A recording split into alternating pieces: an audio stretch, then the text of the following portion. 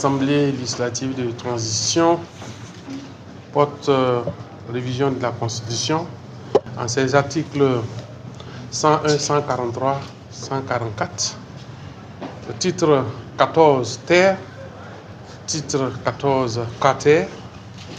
et concerne les articles 160.3, 160.4, 160.5 et 160.6. Ces dispositions concernent respectivement, en ce qui concerne les articles 101, c'est de faire entrer dans le domaine de la loi l'organisation du territoire en ses principes fondamentaux. L'article 143 et 144 quant à eux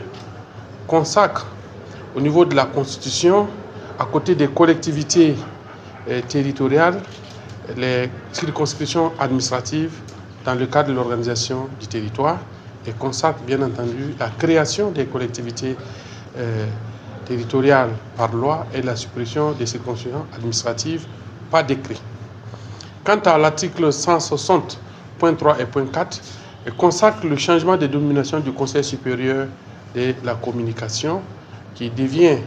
l'organe chargé de la communication et de la protection des données à caractère personnel, et la dénomination précise du nouvel organe qui va prendre les attributions du Conseil supérieur de la communication et de la Commission de l'informatique et des libertés. La dénomination précise de ce nouvel organe qui va reprendre ces deux attributions sera précisée par loi organique. En ce qui concerne l'article 160.5, il s'agit de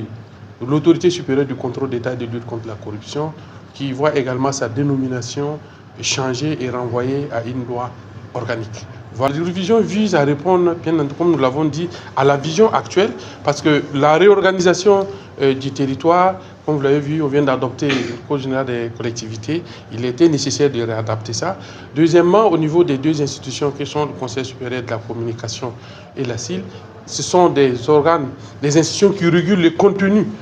au niveau des communications, accès au public. Il était nécessaire de fusionner pour avoir plus d'efficacité